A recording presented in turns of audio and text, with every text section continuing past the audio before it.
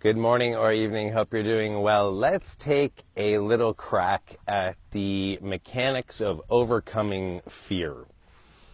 So typically what happens when we come to a decision point where we're trying to change our life, move into something higher, let go of bad relationships, let go of bad habit patterns, is we'll come up against a huge wall of anxiety. And the mind will start throwing out a myriad of reasons as to why we can't be sure that we're making the right decision. And just as we get close to finally taking a step that's going to liberate us, is when the most anxiety often surfaces, throwing out all the reasons why it might be wrong and we should just stay where we are. And this is a huge problem and something I know lots about from my life. Because when we've been stuck in old habit patterns and relationships, the energy of those old ways is very, very powerful. And even though the old relationships and habit patterns may be extremely painful, they're also very familiar. And the familiarity is where the problem lies, because the mind in a lot of ways would prefer something that's familiar and painful to something that's liberated and unknown. Because the mind, in a lot of ways, is trying to protect us from taking a wrong step.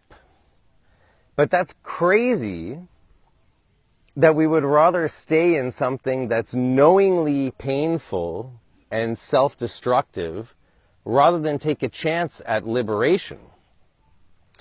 So the only way to beat this when you're experiencing really massive amounts of anxiety about a decision is to just trust your intuition.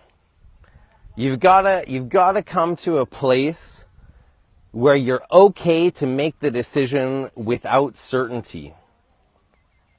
And it doesn't even matter if the first decision that you make intuitively isn't perfect. At least it's a decision. At least it's a step in the right direction. And if it's not perfect, you can learn to hone your intuition the more such decisions that you make. But how are you ever going to get out of the box of what you've always been doing unless you take a chance?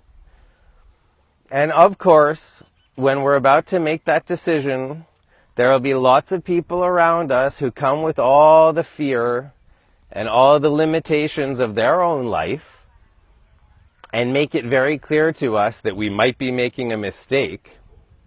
But where are they coming from? What box are they in that they're pointing out all the things that you should be afraid of? How does it serve them for you to stay in your box? Maybe they like it in some way. Or maybe your rising into a better reality just threatens their own state of limitation. So it's much, much better to make an imperfect decision that is at least leading you out of a hole, rather than to just stay there over and over again. And the longer you stay, the more difficult it becomes to overcome the anxiety.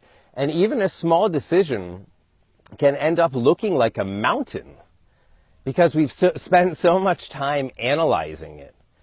So the only way forward is to get back to your meditation, get back to your own sense of inner knowing and intuition, and make a choice.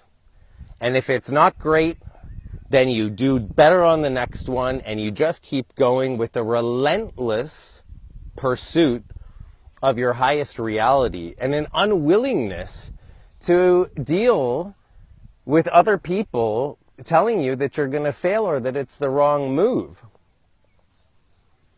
We really have to cultivate an ability to make temporary mistakes, to be imperfect, because All perfectionism does is trap you in a box that you can never leave, because you're so worried about making the perfect choice that you make no choice at all.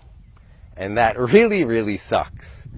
So cultivate your intuition, cultivate a curious, adventuresome mindset towards your life, where you're willing to make little mistakes on the way to honing your intuition and creating your best reality. Send me a message if you need help. A great coach can help with these things. That's what I'm here for. Bye.